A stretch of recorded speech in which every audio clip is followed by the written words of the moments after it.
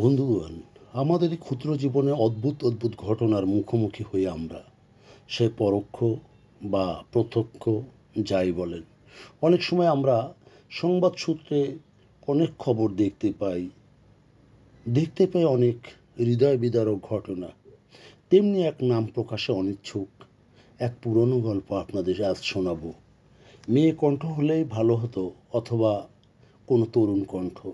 তবে স্বউচ্চারিতভাবে আমাদের কণ্ঠেই এই আত্মকথন শুনুন।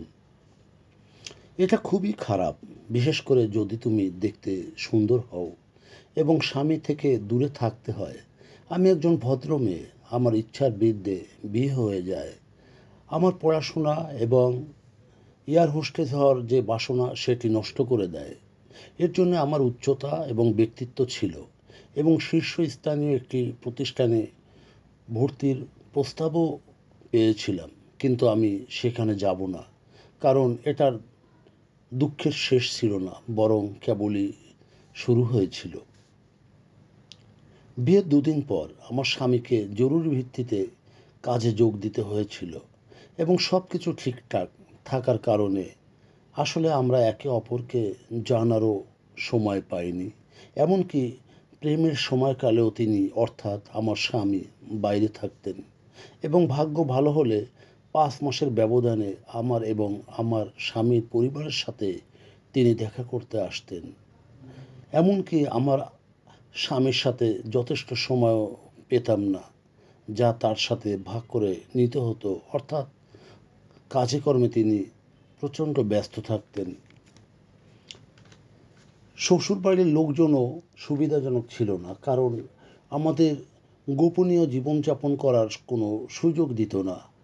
আমাকে তার কাছে তার সময়ের জন্যে অনুরোধ করা লাগতো। এর ফলে আমাদের দুজনের মধ্যে প্রায়শই কথা কাটাকাটি, এমনকি ঝগড়াও হতো।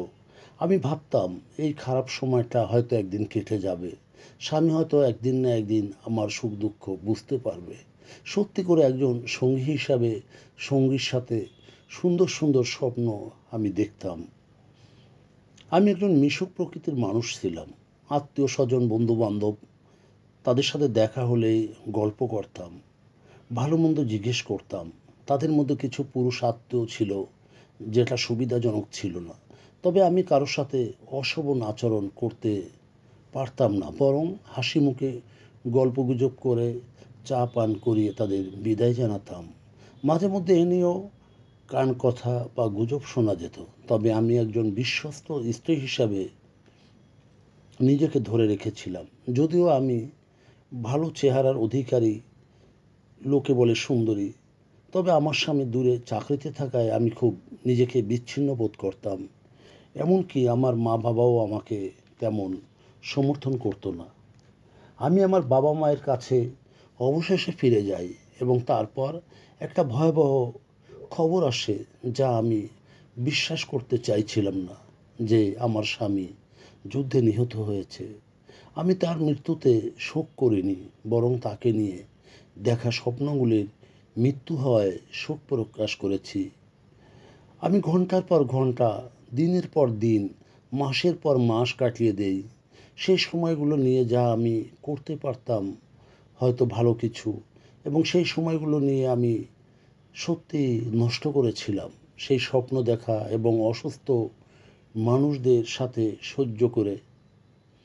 আমার বাবা মা আমার ভেতর যে অশান্তি দেখেছে, যে অনুতাপ দেখেছে, যে দুঃখ দেখেছে, এবং তা থেকে আমাকে ভোলাতে চেষ্টা করেছে, এবং আমাকে সেই এয়ার হোস্টেস ইনস্টিটিউটে ভর্তি করিয়ে দেয়, এবং এটি ভর্তি করাতে যথেষ্ট সাহায্যও করেছে। বলা যায় সময় নিরাময় করেছে, এবং আমি একটি ভালো কেরিয়ারের পথে এবং প্রতিষ্ঠিত একটি এয়ারলাইন্সে এখন আমি আছি।